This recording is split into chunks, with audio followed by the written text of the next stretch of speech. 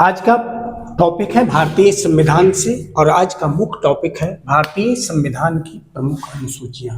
अनुसूचियां में टॉपिक दे रहा हूं आपको, ध्यान से देखते जाइएगा क्योंकि यह काफी परीक्षा उपयोगी सामग्री है और मैं सारी अनुसूचियों का बहुत ही डिटेल वर्णन करने जा रहा हूं। देखो, भारतीय संविधान जो मूल संविधान है उसमें अनुसूचियों की संख्या केवल 8 थी, लेकिन वर्तमान में अनुसूचियों की कुल संख्या 12 हो चुकी है। तो इन सारे अनुसूचियों का मैं क्रमवार और बहुत ही डीपली परिचय देने जा रहा हूं, आप लोग गहराई से देखिएगा। देखो, संविधान का जो प्रथम अनुसूची है, प्रथम जो अनुसूची है उसमें भारत के राज्यों एवं केंद्र शासित प्रदेशों का उल्लेख है। राज्यों एवं केंद्र शासित प्रदेशों के, या संघ शासित बोल सकते हो, केंद्र शासित प्रदेशों के उल्लेख मिलते हैं। प्रथम अनुच्छेद भी जानता है कि भारत एक राज्यों का संघ होगा जिसमें राज्य और केंद्र शासित प्रदेशों का उल्लेख होगा। तो प्रथम अनुसूची जो है राज्य एवं केंद्र शासित प्रदेशों का उल्लेख करता है। द्वितीय जो हमारी अनुसूची है, दूसरी जो हमारी अनुसूची है, वह दूसरी अनुसूची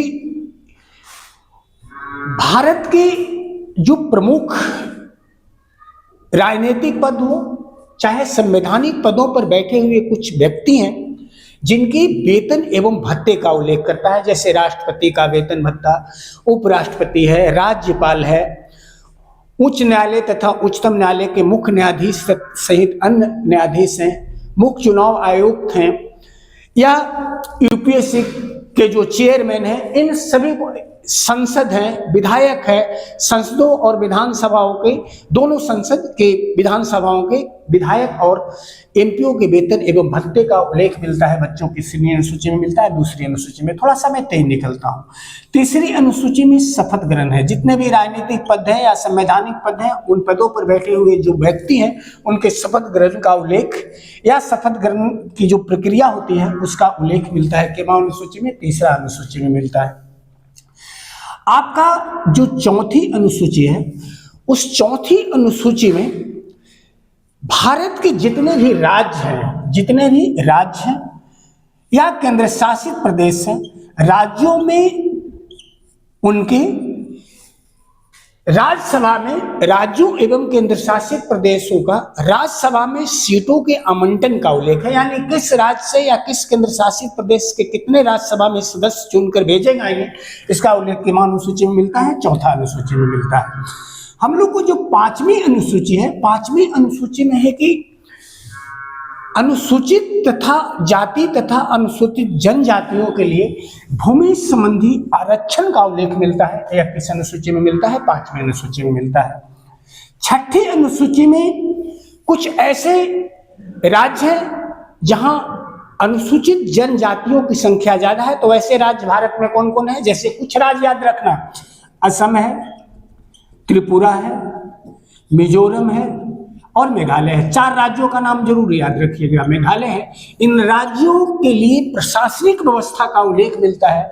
वह अनुसूची के मामले में बोलने जा रहा हूं, अनुसूची बोलने जा रहा हूं, छठा में बोलने जा रहा हूं। कंफर्म होते जा रहा है। जो हम लोग का 7वीं अनुसूची है उसमें 3 सूचियों का वर्णन है। 7वीं अनुसूची में केंद्र सूची है, केंद्र सूची, राज्य सूची और संवर्ती सूची। थोड़ा सा उल्लेख करना चाहता हूं, यहां पर ध्यान दीजिएगा।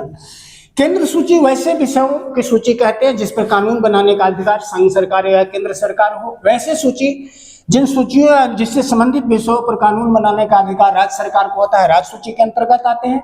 और वैसे विषय जिनमें केंद्र भी, सरकार भी कानून बना सकता है उन विषयों पर, या राज्य भी, तो ऐसे सूची को मिला जुला सूची कहते हैं, हम लोग संवर्ती सूची कहते हैं। तो 7वीं अनुसूची में इन तीनों अनुसूचियों का उल्लेख मिलता है। लेकिन थोड़ा सा याद रखना, केंद्र जो अनुसूची होती है, केंद्र अनुसूची में वर्तमान जो है, वर्तमान में याद रखना कि संघ सूची में विषयों की संख्या 98 है।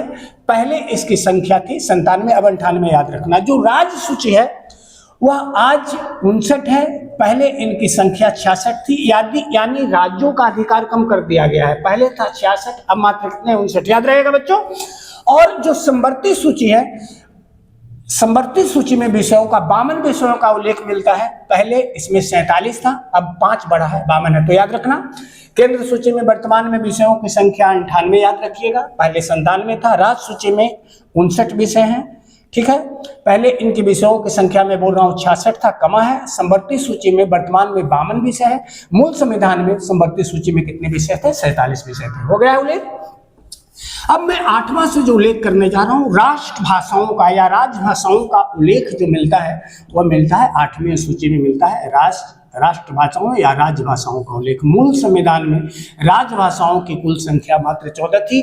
कैसे से कैसे बढ़ा है, किस वर्ष बढ़ा है, किस संवैधानिक संशोधन द्वारा बढ़ा है, मैं उसका वर्णन करने जा रहा हूँ। देखना, 1967 में अनुच्छेद 24वां 21वां संविधान संशोधन द्वारा 21वां संविधान संशोधन द्वारा याद रखना, 21वां संविधान संशोधन द्वारा सिंधी भाषा को जोड़ा गया था। और इस तरह एक सिंधी भाषा करते हैं तो हो जाता है कितना? 15।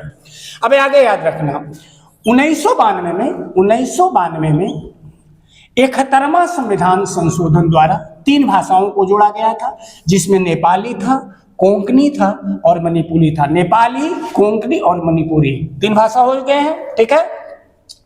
2004 में 92 संविधान संशोधन द्वारा यानी 52वां संविधान संशोधन द्वारा 4 भाषाओं को जोड़ा गया था। वह भाषा था संथाली था, कोंकणी था, मणिपुरी था, संथाली था, डोंगरी था, मैथिली था और बोडो था। तो ये 4 भाषाएं होंगी। 4, 3, 7, 1, 8 और 14, 8 याद रखना कि वर्तमान में भारत में राजभाषाओं की कोई संख्या पूछे 8वीं अनुसूची में, तो वर्तमान में आप कुल संख्या कितना बता दीजिएगा? 22 बता दीजिएगा। कंफर्म होना?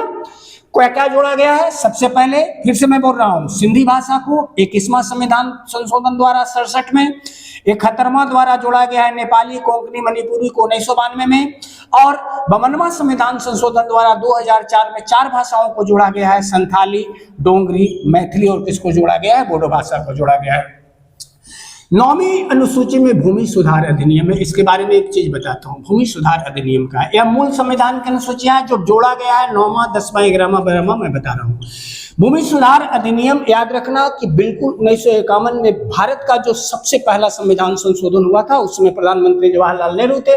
उसमें भूमि सुधार संबंधी अधिनियम इसलिए लाया गया था कि भारत में जमींदारी प्रथा को समाप्त करने के लिए यह भारत पहला कदम उठाया गया था जवाहरलाल नेहरू द्वारा। तो भूमि सुधार अधिनियम है। यह जो है दल बदल विरोधी अधिनियम है। पहले बहुत संख्या में लोग क्या करते थे नेता कि धन की लालच में, पद की लालच में इस पार्टी से उस पार्टी में चले जाते थे, सरकारें गिर जाती थी, काफी भ्रष्टाचार होता था। तो दल बदल विरोधी अधिनियम में कुछ कानून बनाए गए, वह था 10वीं अनुसूची में जोड़ा गया, 1985 में जोड़ा गया था और उस समय भारत के प्रधानमंत्री राजीव गांधी थे। 10वां हो गया दल विरोधी अधिनियम। 11वीं अनुसूची में पंचायती राज व्यवस्था का उल्लेख है, पंचायती राज व्यवस्था का उल्लेख मिलता है। 11वीं जो अनुसूची है वो 73वां संविधान संशोधन द्वारा 1992 में जोड़ा गया है बच्चों। और 13वां जो अनुसूची है उसमें नगरपालिका में शासन व्यवस्था का उल्लेख मिलता है। यह 74वां याद रखना, पंचायती राज व्यवस्था 73वां संशोधन द्वारा जोड़ा गया है। नगरपालिका या नगर व्यवस्था है वो 74वां संविधान संशोधन द्वारा जोड़ा गया है 1992 में। तो भारत में वर्तमान में अनुसूचियों की संख्या 12 है और मैं इनका बहुत ही वर्णन कर दिया हूं। आप इसको थोड़ा सा मेहनत करने का इस मुद्दे पर कोशिश कीजिएगा। ओके।